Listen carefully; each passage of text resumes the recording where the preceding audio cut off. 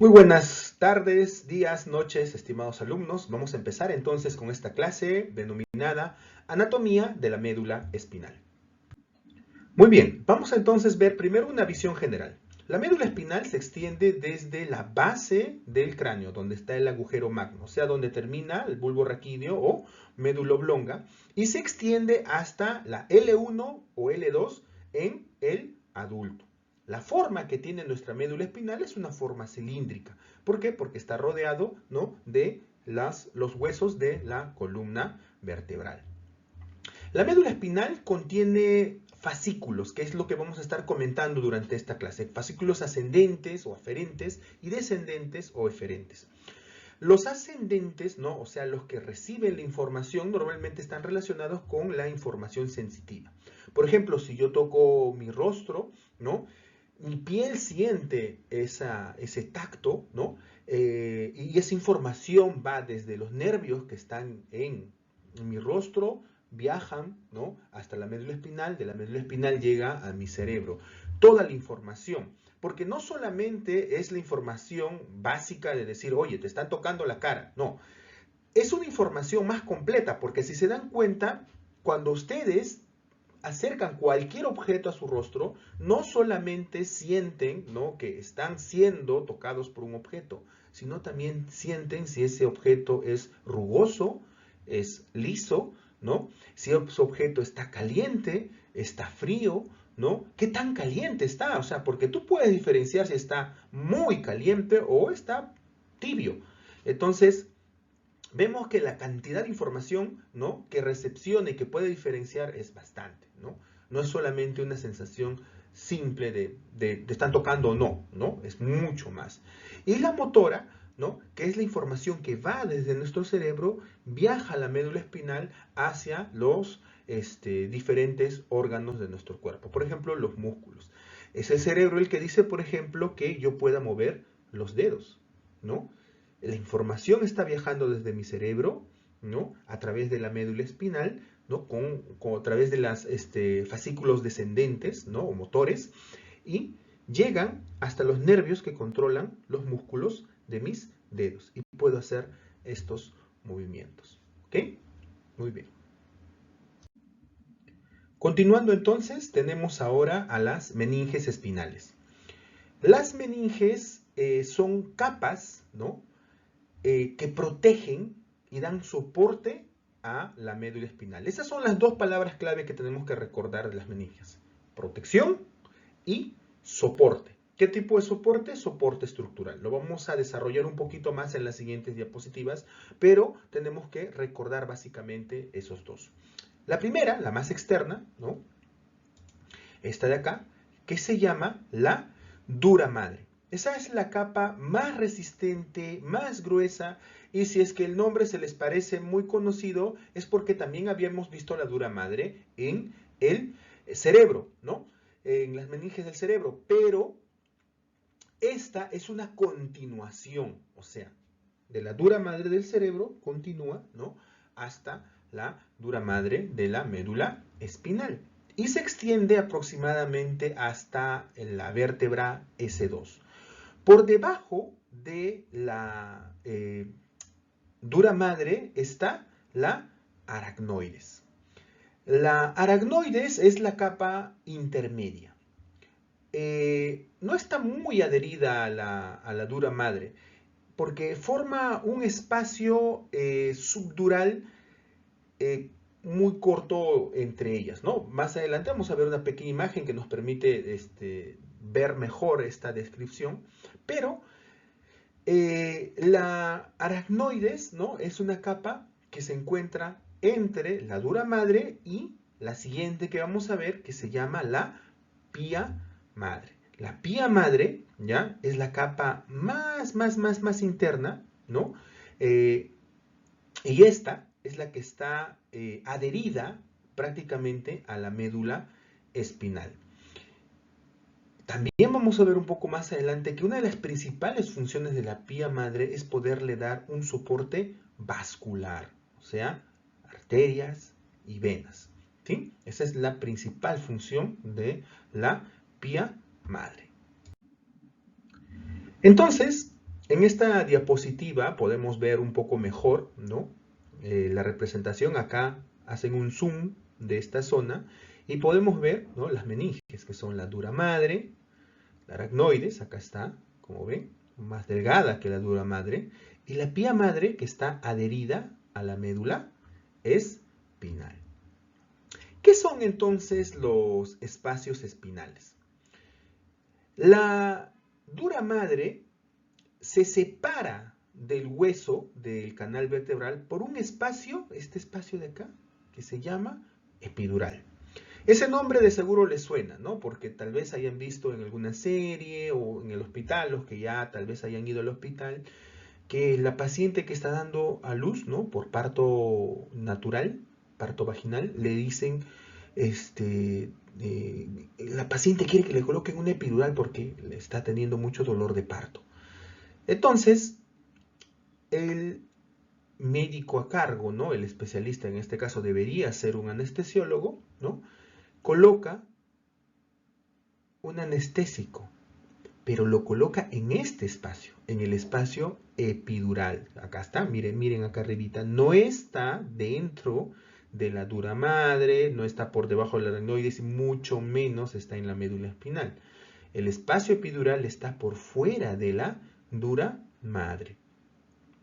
Eso es importante porque las anestesias no se colocan ya dentro de la médula espinal, ¿ok? Porque si tú haces el procedimiento, atraviesas el hueso y cometes un error y ¡pum!, la aguja atraviesa la médula espinal, podrías estar causándole un daño que podría incluso ser irreversible.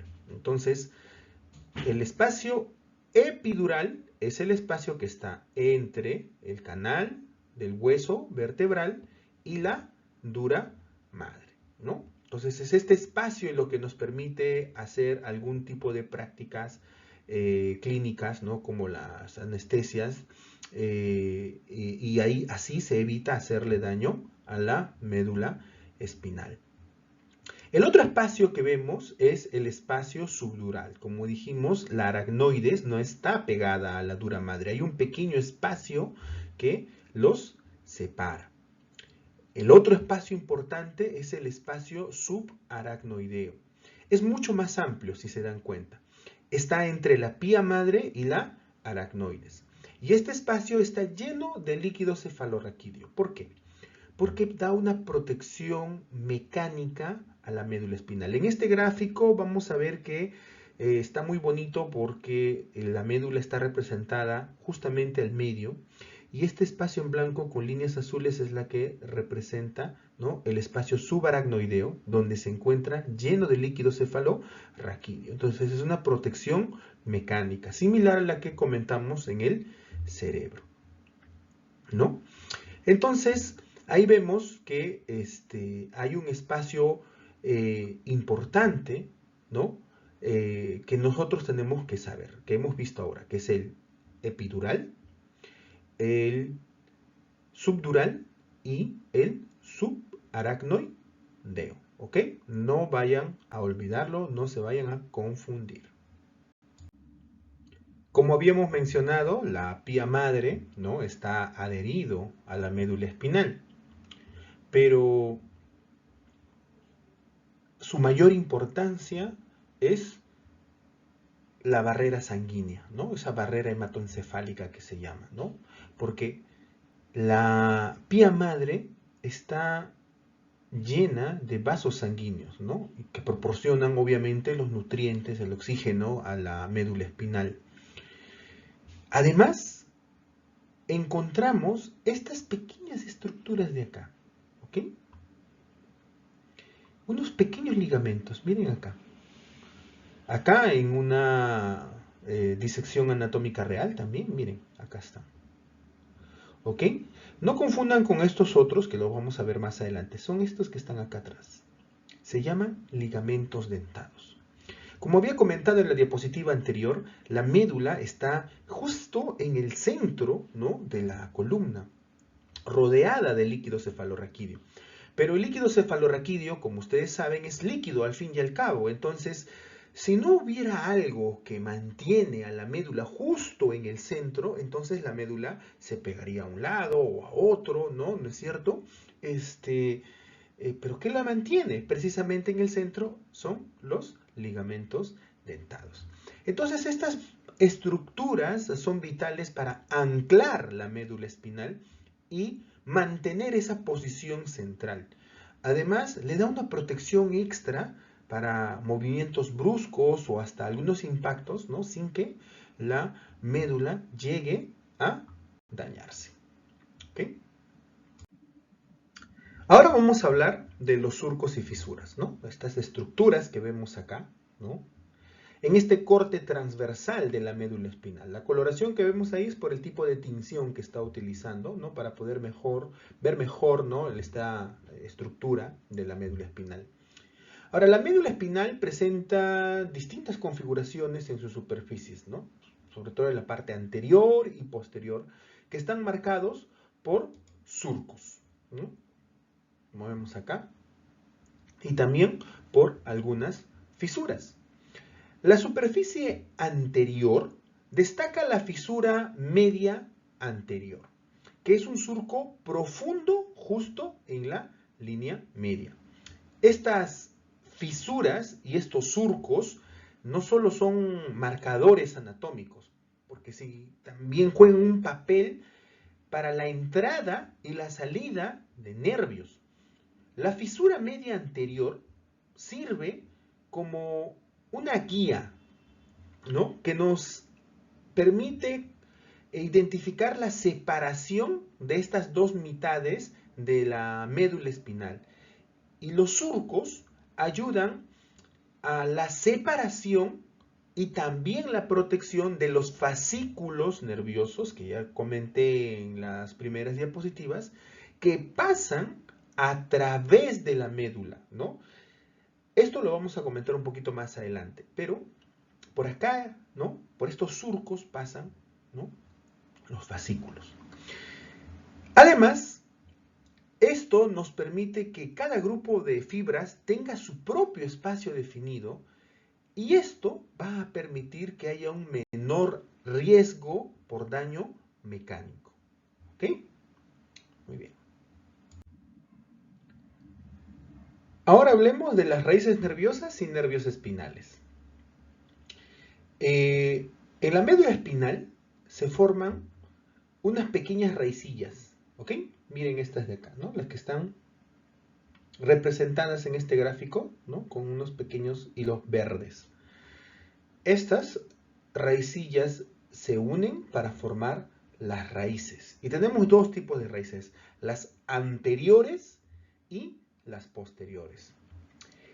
Y si vemos ahorita esta imagen de acá, y si nos ponemos a contar todos, vamos a ver que existen 31 pares, ¿no? De nervios espinales, que están formados justamente por las raíces.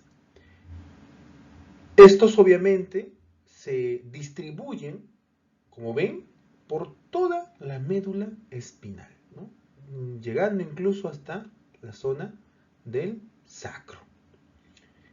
Ahora, estas raíces anteriores y posteriores tienen roles distintos, ¿no? Como el que ya habíamos comentado ya en las diapositivas anteriores, ¿no? Acá lo profundizaremos un poquito más. Los anteriores, ¿no? Los fascículos anteriores, llevan los impulsos motores, ¿ok? Desde la médula espinal hacia los músculos. Mientras que los posteriores traen la información sensorial hacia la médula espinal desde el cuerpo. Entonces, en el desarrollo embrionario, ¿no?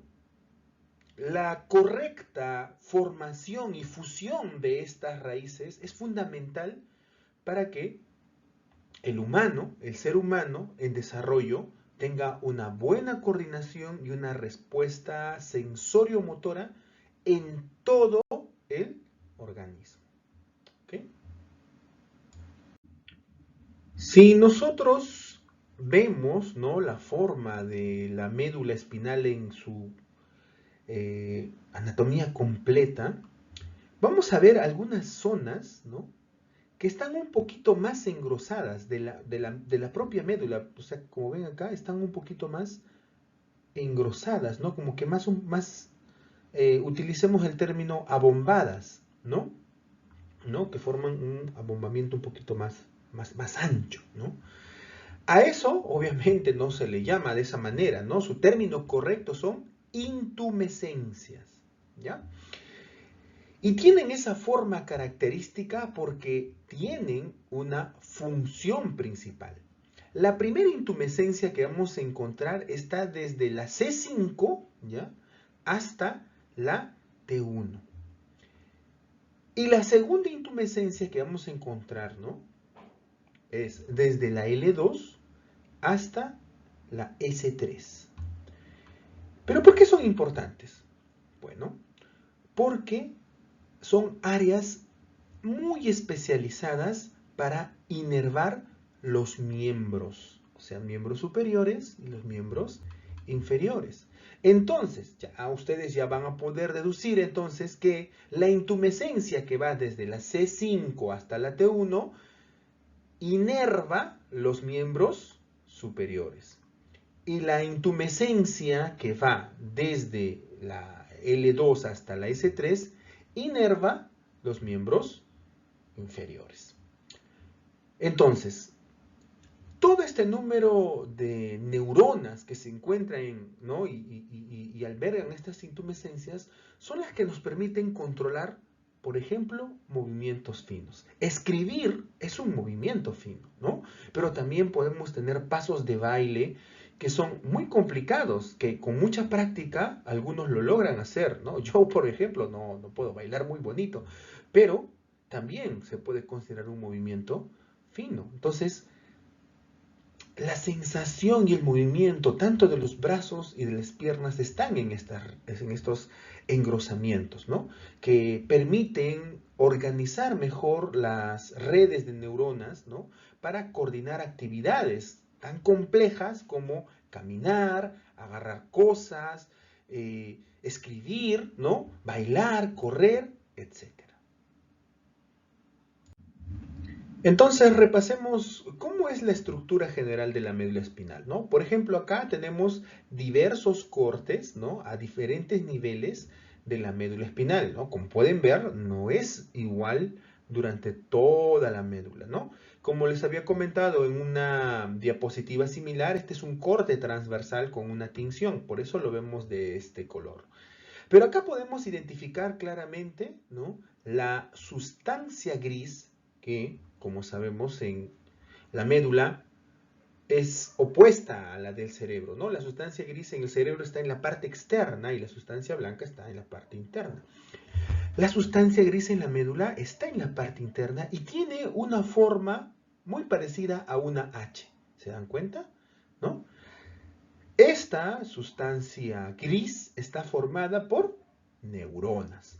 Y la sustancia blanca, ¿no?, que en esta gráfica, ¿no?, está con una tinción un poco más violeta, es la que está formada por los axones, ¿no? Y los axones, como ustedes saben, están mielinizados. Entonces, la sustancia gris nos permite facilitar la conexión y coordinación entre las diferentes áreas de la médula espinal. Mientras que la sustancia blanca, ¿no?, es la que transmite las señales y la mielinización permite acelerar la transmisión de estas señales.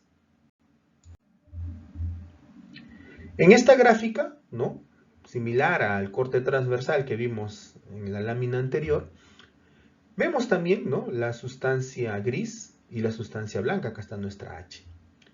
Ahora esta sustancia, primero encontramos estas dos astas, ¿no?, la asta anterior o ventral y la asta posterior o dorsal. Ahora, las astas anteriores, ¿no?, que como ustedes ya saben, están los fascículos motores, están relacionados más con estos corpúsculos llamados motoneuronas, ¿ok? Que, como ya mencionamos anteriormente, son los centros motores que envían los comandos ¿a dónde? A los músculos. Mientras que los posteriores actúan como estaciones de recepción de información sensorial, ¿no? Que es de todo lo que recepciona nuestro cuerpo, ¿no? Pero también del propio cuerpo. Ahora, si vemos, ¿no? a su pantalla en la parte izquierda, también la sustancia de gris la podemos subdividir en 10 zonas conocidas como láminas de Rexet. Estas láminas nos permiten como que organizar mejor estos circuitos neuronales porque nos permiten identificar zonas motoras de las zonas sensoriales. Ahora, hay cordones de la sustancia blanca alrededor de estos que están muy relacionados con la lámina de Rexet, ¿no? Estos axones, ¿no? En la sustancia blanca, ¿no? Recepcionan principalmente nervios sensoriales para la posterior, motores para la anterior, pero a la mitad hay como que una mezcla de ambos, ¿ok? Es importante tener en cuenta. Y esta gráfica nos permite un poco diferenciar eso, ¿no? Por eso la coloración de las 10 láminas de Rexet, ¿ok? Entonces, como les comentaba, ahora vamos a hablar precisamente de los fascículos ascendentes. Estos fascículos ascendentes, ¿no? Son fundamentales porque transmiten información sensitiva desde el cuerpo hasta el cerebro, ¿no? Todo tipo de sensaciones, como el ejemplo que les había comentado de tocar tu rostro con algún objeto, porque transmiten temperatura, tacto, dolor, ¿no?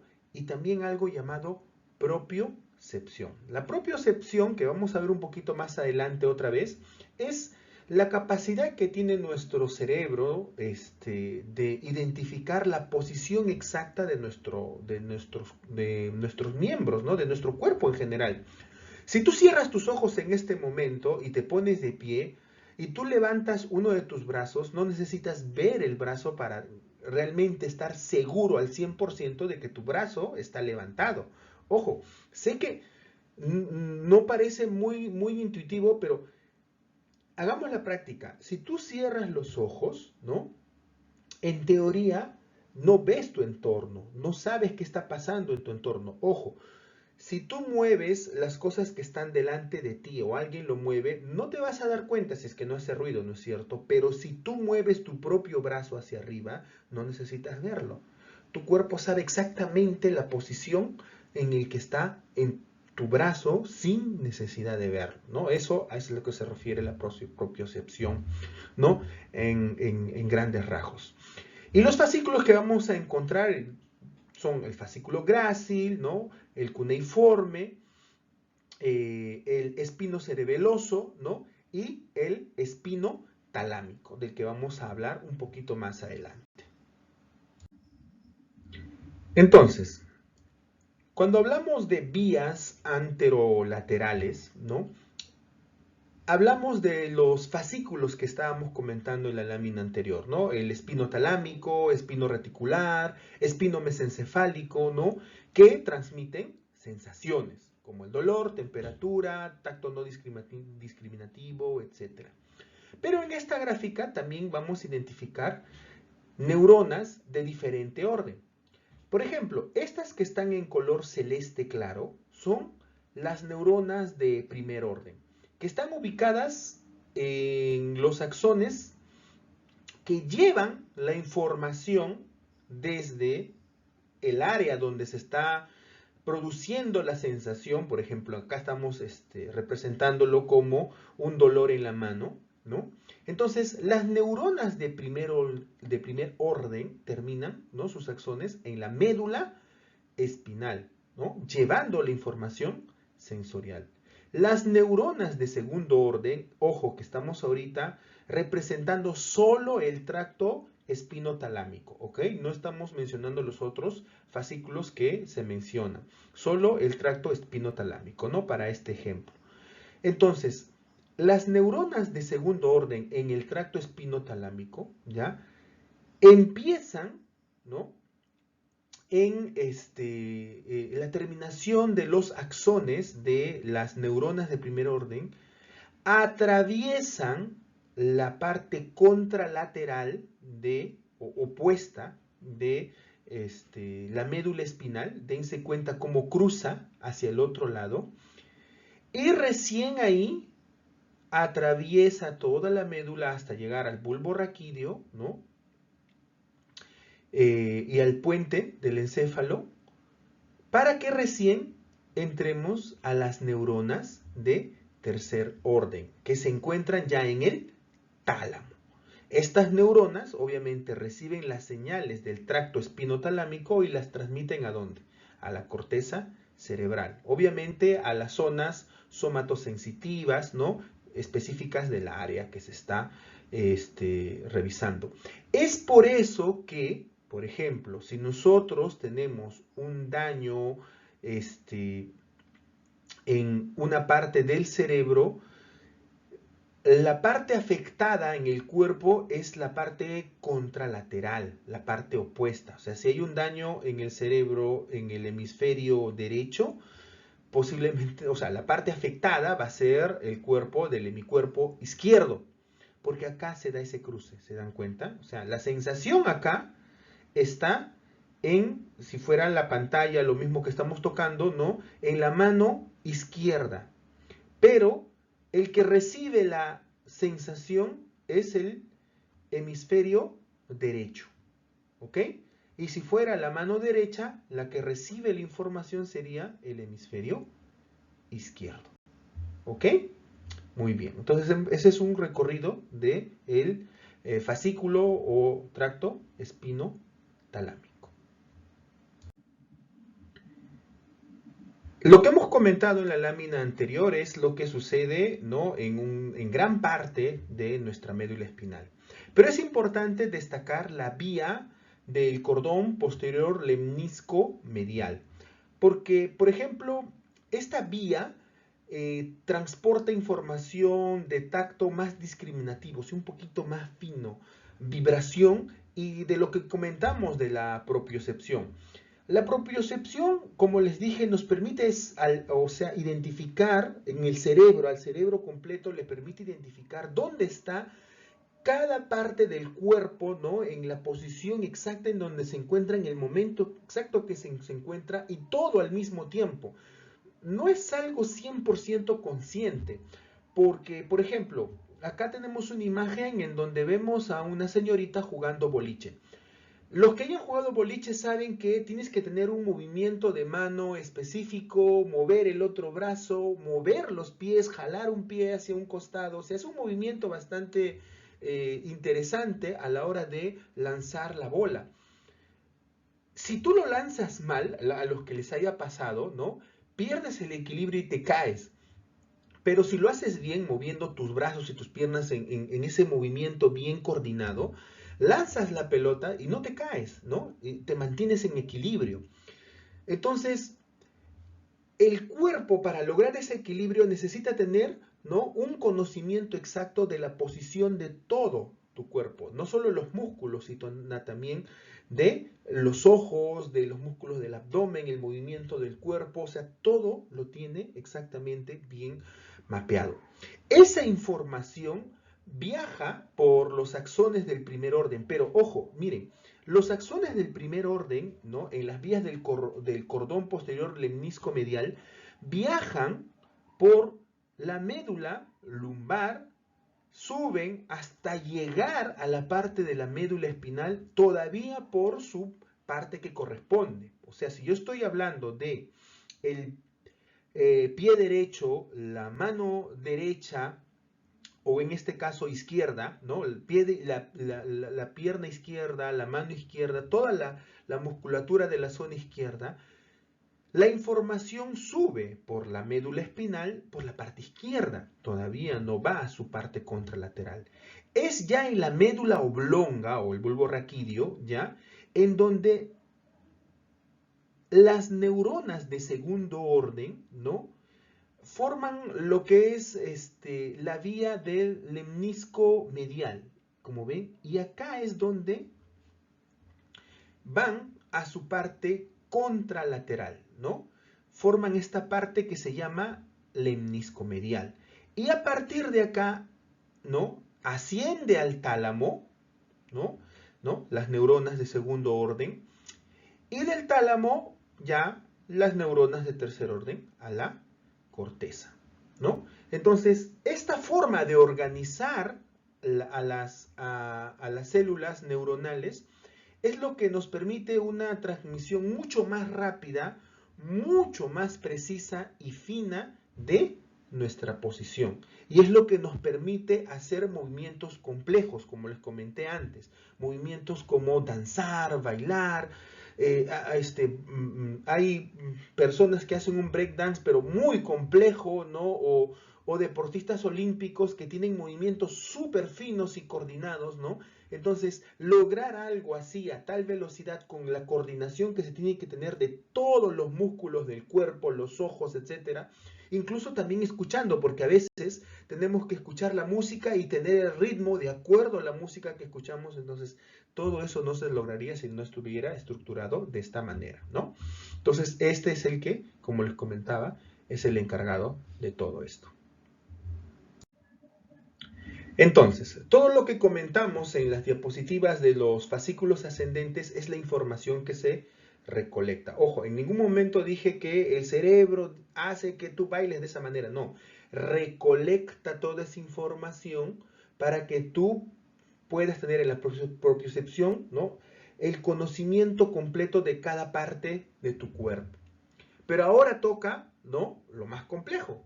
Yo ya sé dónde está cada parte de mi cuerpo. Ahora necesito mover el cuerpo, dar la orden del movimiento. Entonces, eso ya lo permiten los fascículos descendentes, ¿no? Que como podemos ver, están el tracto córtico-espinal, rubro espinal, longitudinal medial, retículo espinal, vestibular, etcétera, etcétera, ¿no? Todos estos son los fascículos descendentes, pero su principal función es el movimiento voluntario. También es el ajuste postural, porque el hecho de que tú puedas mantenerte en pie o sentado, ¿no?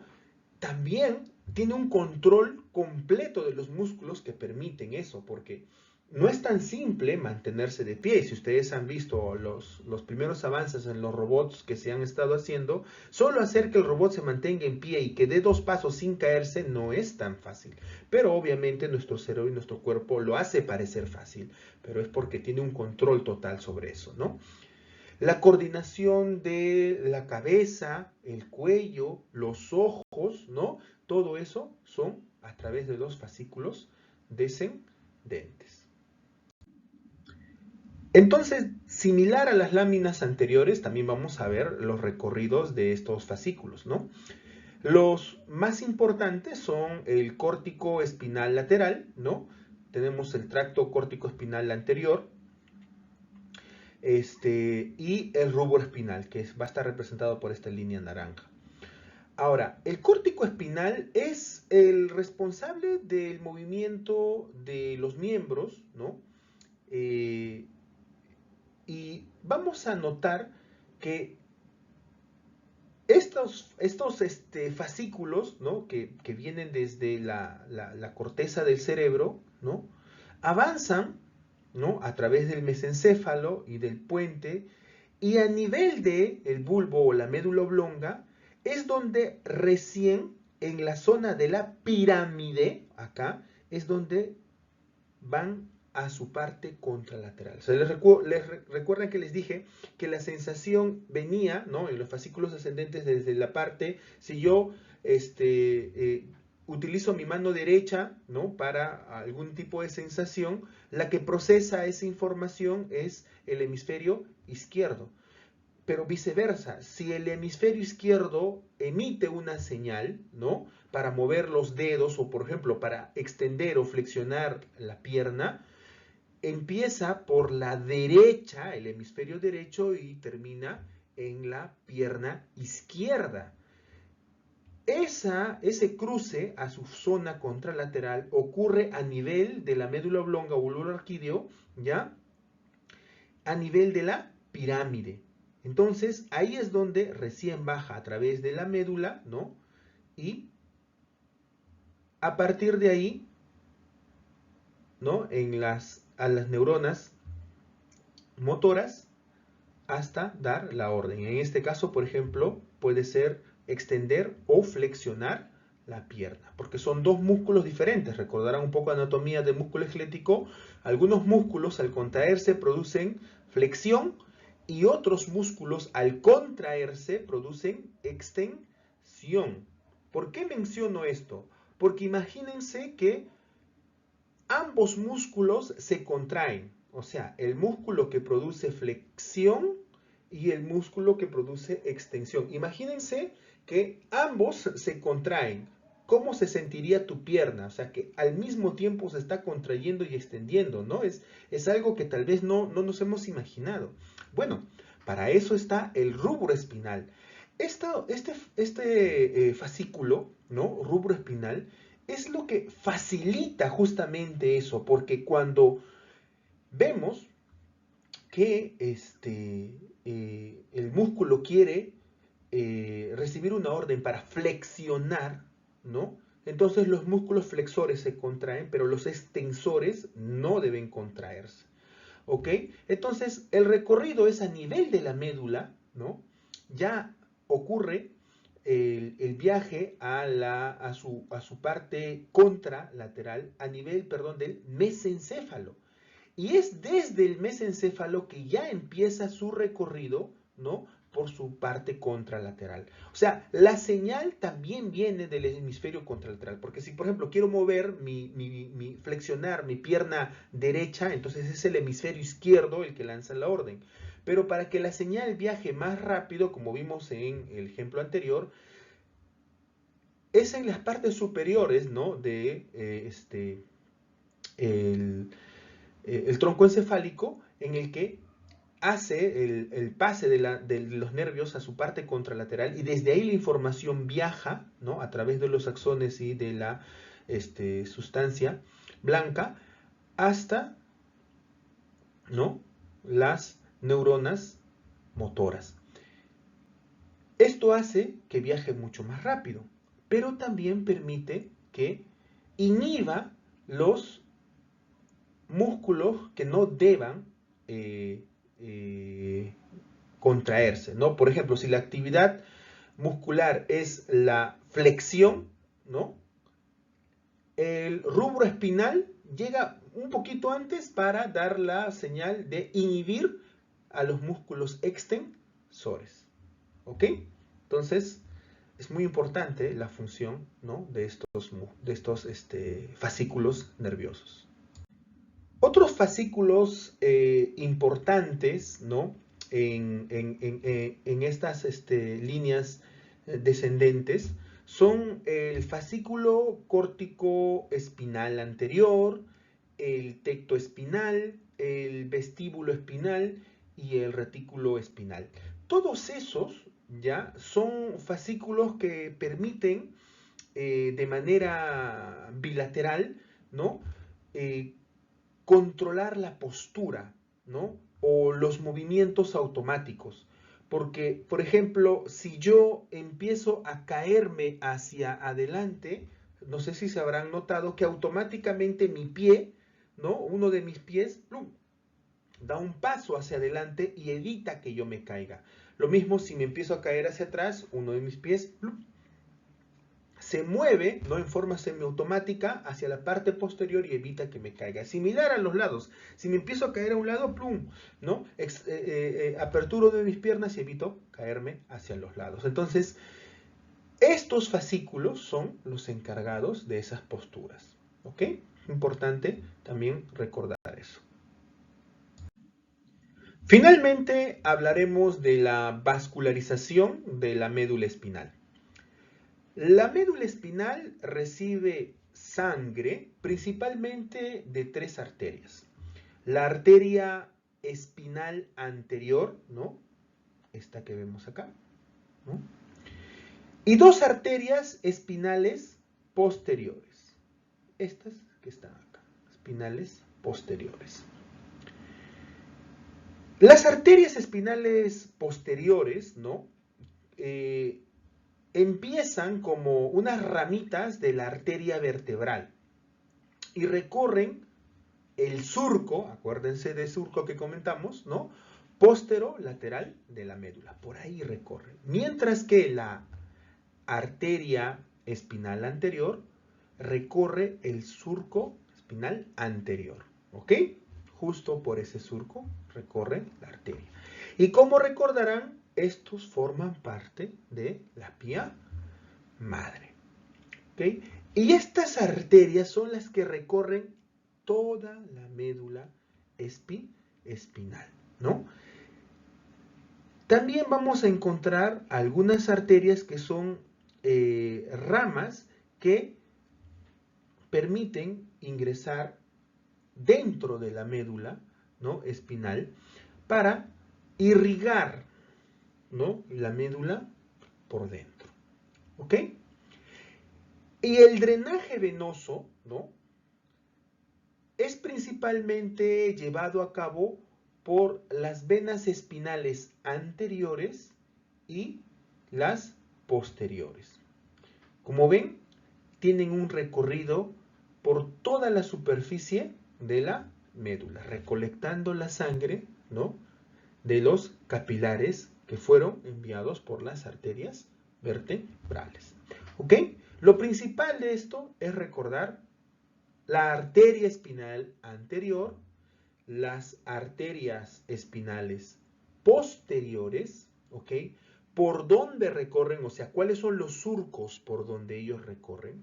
Y en el drenaje venoso, ¿no? Comprender que existen las venas espinales anteriores y las venas espinales posteriores que recorren toda la superficie de la médula. Como ven, hemos hecho obviamente un repaso muy corto de la anatomía de la médula espinal, pero lo suficiente como para comprender, ¿no? de manera general cómo es la estructura anatómica de la médula. Entonces nos vemos en la siguiente clase.